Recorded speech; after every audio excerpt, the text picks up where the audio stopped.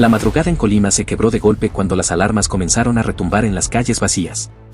Eran poco después de las 3 cuando el ruido metálico de las sirenas empezó a vibrar entre los muros húmedos de los barrios más silenciosos. El aire cargado de polvo daba la sensación de que la ciudad llevaba días sin respirar.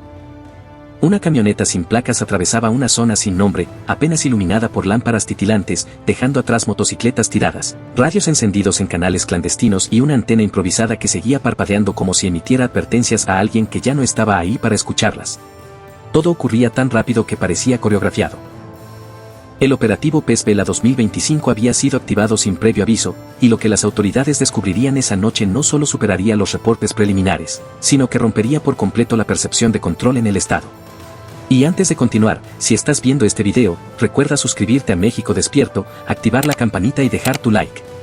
Lo que emergió de ese silencio nocturno era una red criminal mucho más amplia, precisa y organizada de lo que cualquiera imaginó. 54 personas fueron detenidas en cuestión de horas, además de motocicletas listas para escapar, casas utilizadas como centros de enlace y una red unificada que funcionaba como sistema clandestino de comunicación. Todo estaba conectado, cada pieza era parte de un rompecabezas que llevaba años formándose a plena vista sin que nadie lo notara. No eran simples arrestos.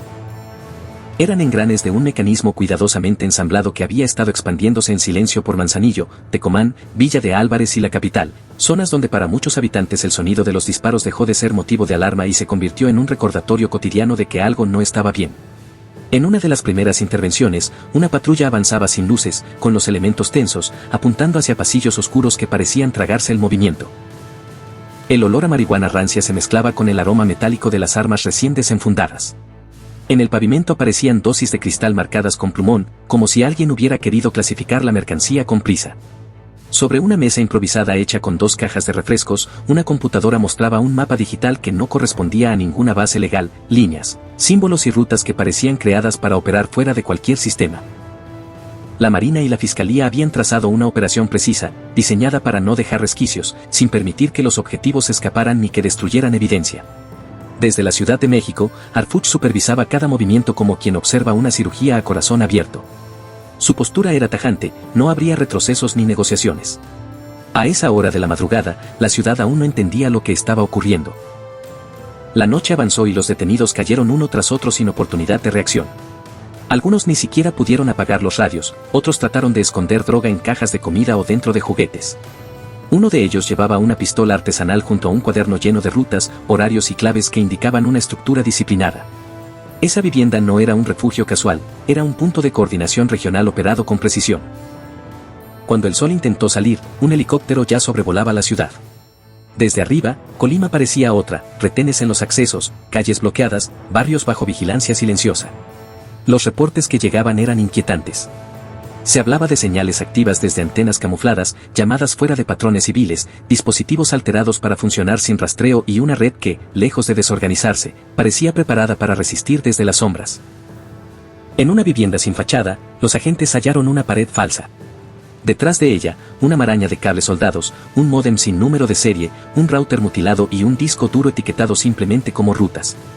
Ese hallazgo dejó claro que los 54 detenidos eran apenas la punta de un sistema mucho más profundo.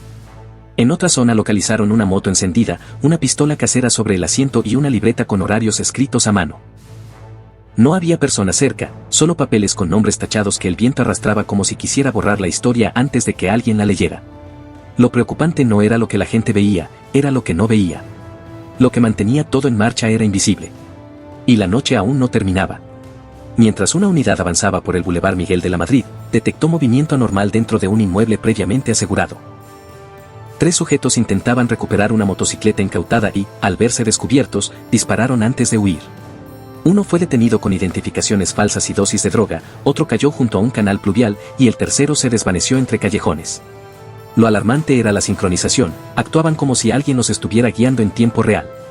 En otro punto, 3 motociclistas emboscaron a una patrulla, hiriendo a un agente. Se activó el código de emergencia, se cerraron accesos y las comunicaciones comenzaron a fallar. Radios con interferencia, cámaras con retardo, teléfonos con alertas remotas. El patrón era innegable, no era una célula improvisada, sino una estructura externa infiltrada que había entrado no para defender territorio, sino para cubrir una retirada estratégica. La evidencia continuó revelándose. Un croquis con tiempos de respuesta policial, el dibujo de un radio repetidor casero, una palabra escrita al centro, transición. Entre los detenidos había jóvenes reclutados con la promesa de dinero rápido. Uno de ellos, apenas 19 años, confesó que solo avisaba por radio y que nunca supo quién estaba detrás. Su historia era la misma que la de muchos, piezas descartables dentro de un engranaje diseñado para mover personas sin que ellas comprendieran el alcance. En una vivienda asegurada encontraron a una adolescente de 15 años escondida bajo una cama, sosteniendo un arma blanca con las manos temblorosas. No sabía si decir su nombre la ayudaría o la condenaría. En otro inmueble, detrás de una puerta metálica oxidada, había una habitación angosta con paredes cubiertas de papel aluminio y una mesa donde descansaba un mapa sin nombres, solo puntos rojos conectados por líneas. Era un esquema operativo, rutas, entregas, vigías, fugas. Una red modular pensada para sobrevivir incluso si uno de sus nodos era borrado. En el techo de esa misma casa encontraron una antena disfrazada como parte del cableado eléctrico. No transmitía internet, sino órdenes. Los peritos confirmaron que había sido activada minutos antes de que el operativo iniciara, lo que indicaba que alguien filtró información desde dentro. En otra vivienda localizaron un pizarrón con fechas, códigos y marcas que representaban movimientos exactos. Pero lo más inquietante apareció en una caja metálica, un teléfono sin chip que encendió al conectarlo. Tenía un mensaje, iniciar punto delta, acompañado de coordenadas que coincidían con una antena asegurada semanas antes en Michoacán. Colima y Michoacán formaban un mismo sistema, una red interestatal que los analistas bautizaron como columna digital, una estructura de antenas camufladas diseñadas para transmitir datos sin dejar huella. En los archivos recuperados había audios mencionando movimientos hacia Jalisco, nodos que se activarían en 72 horas y rutas predefinidas. Quedó claro que no era un grupo improvisado, sino una organización que operaba con estructura empresarial, estadísticas, rotación de personal, sustitución inmediata de mensajeros y una jerarquía invisible. La confirmación de infiltración llegó cuando una laptop deteriorada reveló un archivo con el título PES Vela, Instrucciones Urgentes. Contenía coordenadas de unidades federales, códigos internos y movimientos planificados con precisión. Alguien del sistema había filtrado el operativo completo. Arfuch, conectado en pantalla dividida, no dudó, la operación había sido vulnerada y él asumiría el control total. Ordenó bloquear comunicaciones, interrogar a todo elemento con acceso previo y convertir el operativo en una misión de contrainfiltración. Las horas siguientes fueron tensas. Drones de reconocimiento sobrevolaron zonas críticas, los inmuebles asegurados se convirtieron en centros de análisis tecnológico y la Inteligencia Nacional reconoció que el crimen organizado había escalado su capacidad digital. La mañana siguiente amaneció con un silencio extraño. Comerciantes que siempre abrían temprano dejaron todo cerrado. Familias miraban desde ventanas entreabiertas, conscientes de que algo más profundo estaba ocurriendo. La detención de 54 personas no era un dato. Era un golpe al corazón de una red que comenzó a fracturarse. Algunas células huyeron, otras buscaron refugio en municipios vecinos. El mensaje había sido contundente. En redes sociales aparecieron dudas sobre quién filtró información, quién protegía a quién y cuánto sabían realmente las autoridades.